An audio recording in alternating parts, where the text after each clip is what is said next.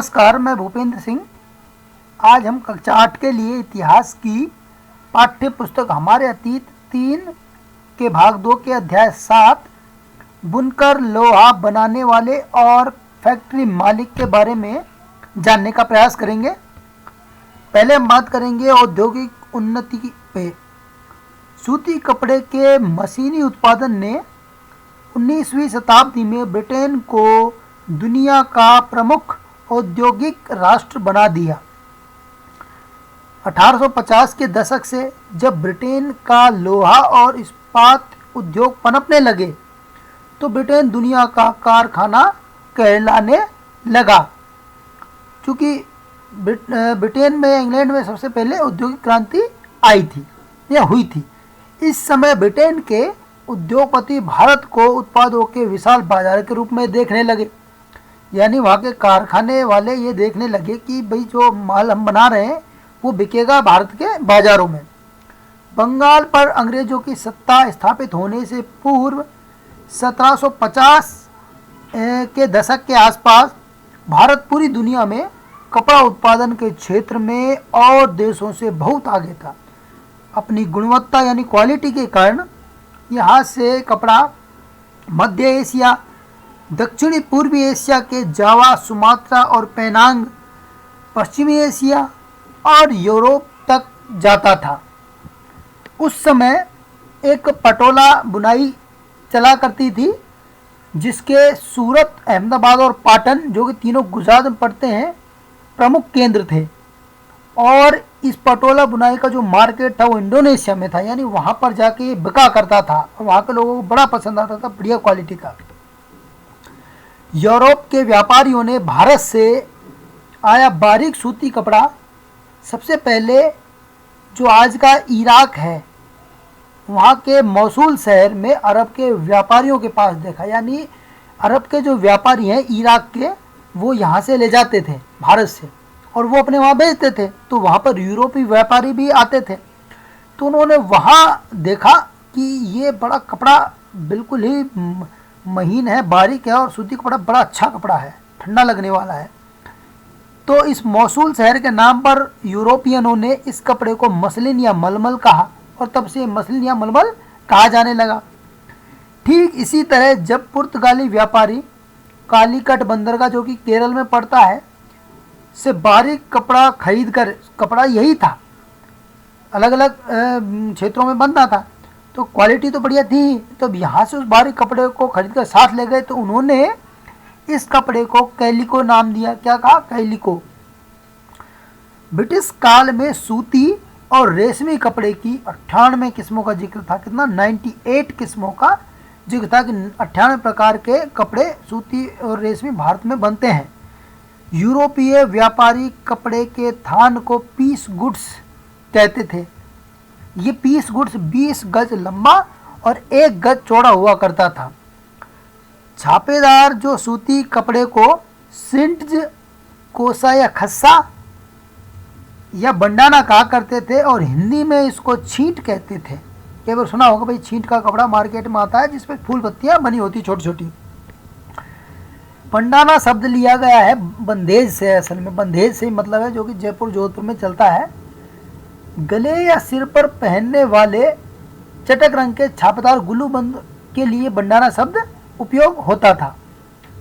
बंदेज का मतलब होता है बांध कर किसी चीज़ को रंगना या किसी कपड़े को रंगना।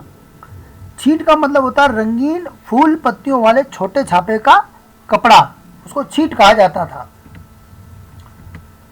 भारत के कालीकट बंदरगाह, जो कि केरल में है, से बारीक सूती कपड़ा जब ब्रिटेन पहुंचा तो वहाँ, चूँकि दुनिया भर में जाता था, तो ब्रिटेन पहुंचा तो वहाँ के कपड़ा व्यापारियों का कपड़ा बिकना बंद हो गया, क्योंकि इसकी क्वालिटी इतनी बढ़िया थी और बिल्कुल रंगाई भी अच्छी आती थी छपाई होके।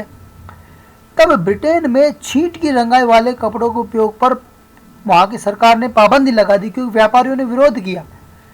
तो यही ब्रिटेन का कैलिको अधिनियम 1720 था। यानी कैलिको अधिनियम 1720 का मतलब है कि जो भारत से रंगाई या छपाई वाले जो कपड़े जाते थे उन पर पाबंदी लगा दी गई थी, वो भी ब्रिटेन में। लेकिन ब्रिटेन के जो व्यापारी थे वो भारतीय कपड़े के ब्रिटेन में उपयोग को पूर्ण रूप से प्रतिबंध करना चाहते थे। अब ऐसा तो तभी संभव था जब भारतीय कपड़े के मुकाबले या तो बढ़िया किस्म का कपड़ा बना दिया जाए और उच्च स्तरीय छपाई उस पर की जाए। फलस्वरूप ब्रिटेन या इंग्लैंड में औद्योगिक क्रांति शुरू हो गई। जब भारत में बने सादा कपड़े पर अब क्या होने लगा कि जो भारत से अब ये छपाई का कपड़ा नहीं मंगाते थे सिंट वाला या छीट का, ये क्या करते थे, सादा कपड़ा मंगाते थे और छपाई इंग्लैंड में मशीनों से होने लगी। उस समय जामदानी एक तरह का बारीक मलमल या रेशम हुआ करता था, यानी जामदानी में छपाई होती थी तो लेकिन जामदानी क्या था, जामदानी पे करते थे लेकिन एक तरह का बारीक मलमल या रेशम था जामदानी। बंगाल में ढाका और संयुक्त प्रांत जिसको आज का उत्तर प्रदेश कहा जाता है में लखनऊ, ये जामदानी बुनाई के प्रमुख केंद्र थे। यानी ये जो रेशम का कपड़ा बनता था जामदानी, ये बंगाल के ढाका में और उत्तर प्रदेश के लखनऊ में बना करता था। हाथ से चलने वाली, अब चूंकि मैंने बताया कि वहीं पर उन्होंने सादा कपड़े पर बनाने लगे, सादा कपड़ा यहाँ से मंगाते और छपाई वहाँ मशीनों से करते थे। और हाथ से चलने, फिर इन्होंने क्या किया, अब कपड़े के लिए भी नया इजाद कर लिया। हाथ से चलने वाली और तकलियों की मदद से कपड़े की बुनाई की मशीन स्पिनिंग जेनी 1764 ईस्वी में जॉन के नामक एक वहाँ के वैज्ञानिक ने बना दी।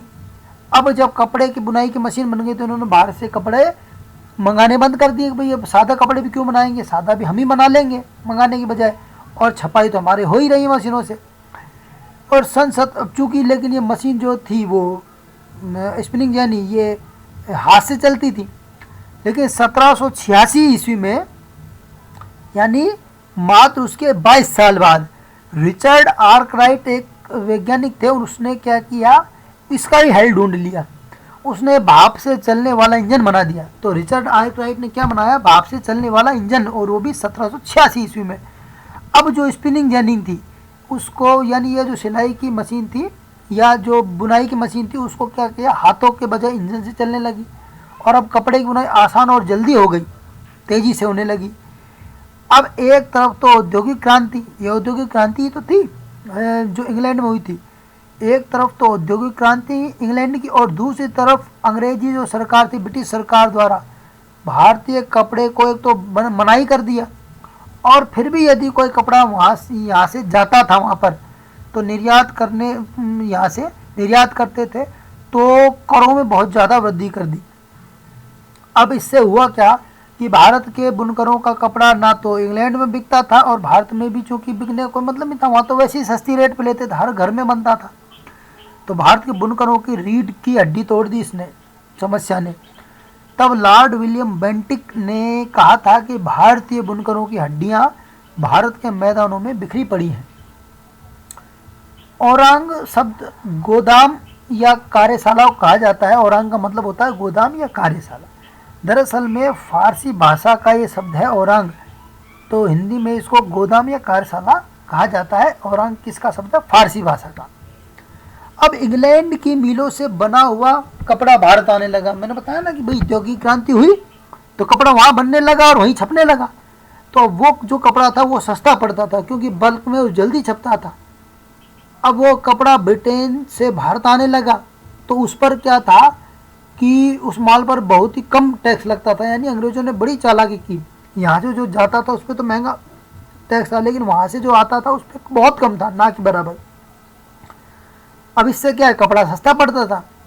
लेकिन अब उस समस्या ये थी कि भारतीय उस कपड़े को पहनने तो लगे क्योंकि सस्ता था, भारतीयों से भी सस्ता पड़ने लगा, लेकिन उस कपड़े की क्वालिटी यानी गुणवत्ता इतनी घटिया होती थी कि 2 महीनों में फट जाता था, महीने 2 महीने में।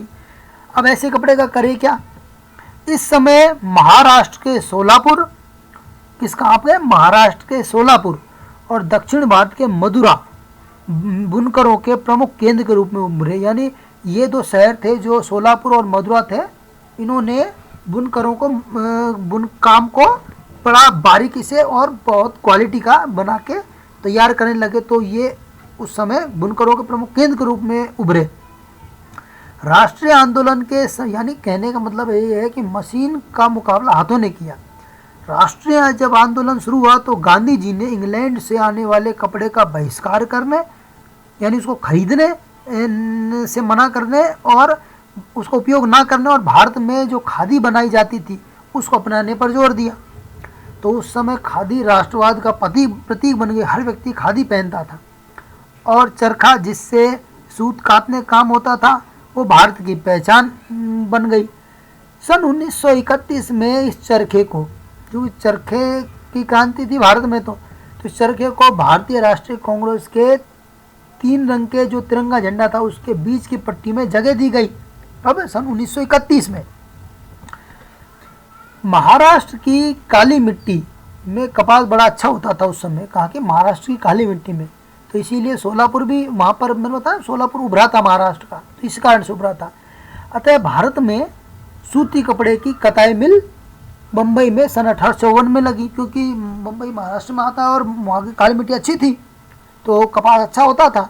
तो बम्बई में क्या है, कताई मिल लगा दी गई सूती कपड़े की और वहाँ पर कताई होने लगी 1854 में। सन 1890 तक बम्बई और आसपास 84 मिलें ऐसी खुल गई थी जो कताई करती थी कपड़े, है ना, धागे की, और उससे कपड़ा बनता था। अब कपास की उपज चूंकि बहुत अधिक होती थी तो बचे हुए कपास को वो कच्चे माल के रूप में इंग्लैंड और चीन को निर्यात करने लगे। कुछ जगह तो सूती वस्त्रों के कारखाने खोल दिया, यानी यहाँ तो क्या था, कपास की कताई होती थी मुंबई में, लेकिन बाद में क्या सूती वस्त्रों के कारखाने खोल दिए कि भाई वस्त्र बना दिए जाए।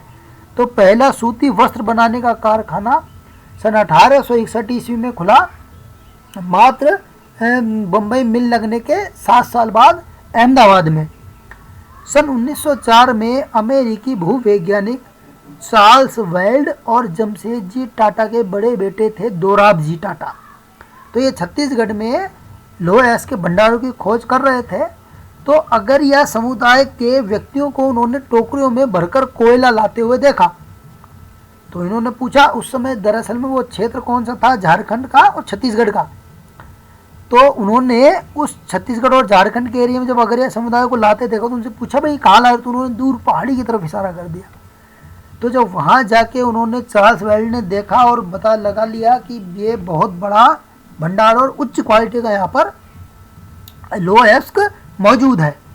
बस फिर क्या था, जमशेदपुर में यहाँ पर झारखंड में स्वर्ण रेखा नदी के किनारे टिस्को या टाटा TISCO या Tata iron and steel company की स्थापना की गई और इस उद्योग नगरी को टाटा नगर कहा जाने लगा। तो जमशेदजी टाटा ने क्या किया, यहाँ पर एक लगा दी फैक्ट्री और सन 1912 से उस फैक्ट्री में काम शुरू हुआ और उत्पादन प्रारंभ हो गया।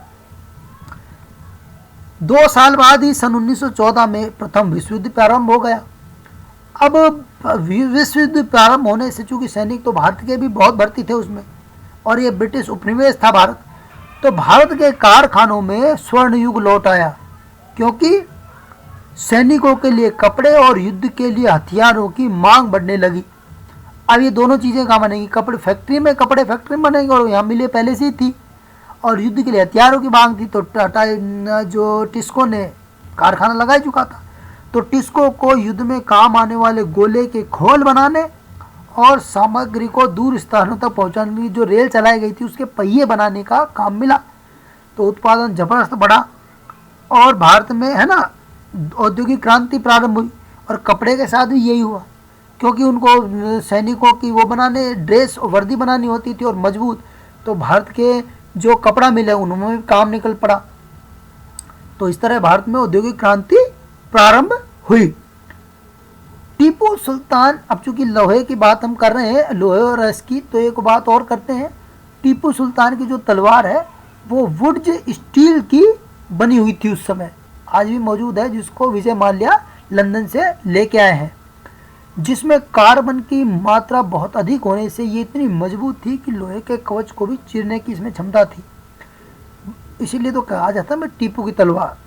वुड्स शब्द, यानी वुड्स स्टील में जो वुड्स शब्द है वो कन्नड़ भाषा के उक्कू या तेलुगु भाषा के हुक्कू और तमिल या मलयालम भाषा के उरुक्कू से बना हुआ है। इसी के साथ बहुत बहुत धन्यवाद। चैनल को सब्सक्राइब करें और लाइक